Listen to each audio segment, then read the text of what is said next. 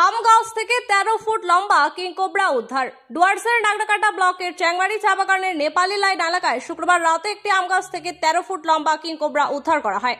ঘটনাকে কেন্দ্র করেই চাঞ্চল্য ছড়িয়ে পড়ে গোটা এলাকায়। স্থানীয় বাসিন্দা শঙ্কর ছেত্রী পাউডেল জানান, শুক্রবার সন্ধ্যা 7টার দিকে মৃত বিধুর ছেত্রী ও শিবরাজ ছেত্রীর বাড়ির কাছে আম গাছের গোড়ায় বিশাল সাপ দেখতে পান।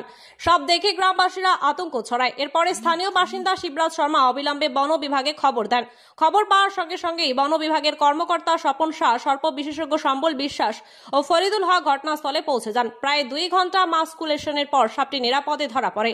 বন বিভাগের সূত্রে জানা গেছে, উদ্ধারকৃত সাপটি কিংকোবরা, যা প্রায় 13 ফুট লম্বা। প্রাথমিক স্বাস্থ্য পরীক্ষার পর শনিবার গরুমারা জঙ্গলের সব থেকে ছেড়ে দেওয়া হবে।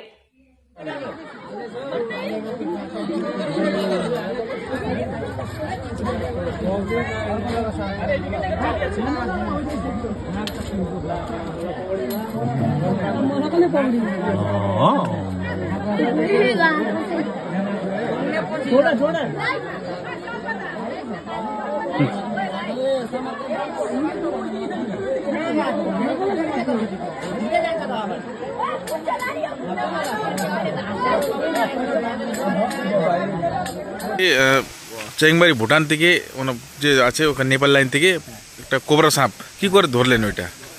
অ্যাকচুয়ালি ব্যাপারটা হচ্ছে, আমার নাম সমাবেশ বিশ্বাস, আমার বাড়ি কোচবিহারে, আমি কর্মসূত্রে এখানটা থাকি।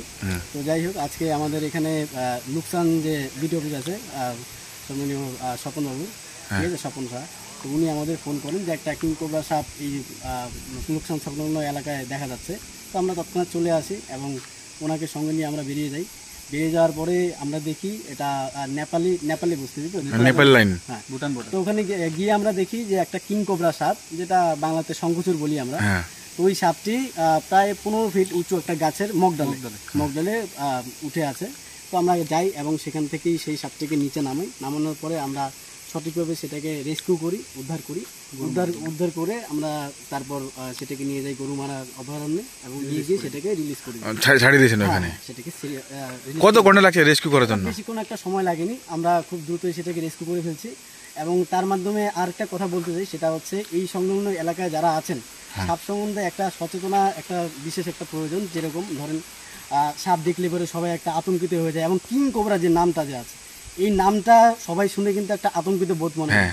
কিন্তু এটা আতঙ্কিত হওয়ার কোনো ব্যাপার নেই, কারণ কিংকোবরা সাপ একটা খুব বড় সাইজের সাপ হয়, এটা সহজেই নজরে চলে আসে। এবং এই সাপ সচরাচর কিন্তু খুব কম মানুষকে কামড় দেয়, কারণ একমাত্র যদি একদম কাছাকাছি না চলে আসে, তার আগে কিন্তু সে কোনো রকমভাবে আক্রমণ করে না, বা তেড়ে আসে, ভয় দেখাচ্ছে, কিন্তু কামড় দেয় না। তো সেই ক্ষেত্রে আমরা যখনই এটা নজরে চলে আসবে, তো আমরা সেই জিনিসটা অবশ্যই যে সংলগ্ন ফরেস্ট অফিস আছে সেখানে জানাবো, এবং আমরা যারা রেস্কিউয়ার আছি বা বন দপ্তর আছে সবাই মিলে গিয়ে আমরা সেটাকে উদ্ধার করব। ভয় পাওয়া বা আতঙ্কিত হওয়ার কোনো ব্যাপার নেই। বন্যপ্রাণ রক্ষা করুন, ভালো থাকুন সবাই। মানে শুধু নাম বড়, মানে ভয় কিছু ওই না, নাম বড় উনি, এটা একটা আমার কাছে সন্ধ্যে 7:30 দিকে একটা খবর আসলো যে এরকম একটা কিংকোবরা নাকি গাছের উপরে দেখা গেছে বস্তির মধ্যে। তো আমি দেখলাম, আমাদের তো সেরকম মানে কিংকোবরা ধরার মতো স্টাফ এই মুহূর্তে আমাদের কাছে অ্যাভেলেবেল ছিল না। তো আমার এখানে একজনকে আমি পরিচিত ছিল যে এরকম মাঝে মাঝে ধরে, স্নেক রেস্কিউ করে, প্রফেশনাল।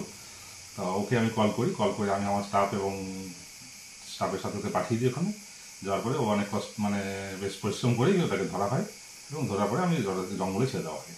রিলিজ করে দিয়েছেন? কোথায় রিলিজ করা হয়েছে? ওটা আমরা জঙ্গলে করি, ওটা আমরা সাধারণত। কত ফিট ছিল স্যার ওইটা? এটা প্রায় 10 থেকে 12 ফুটের কাছাকাছি হবে।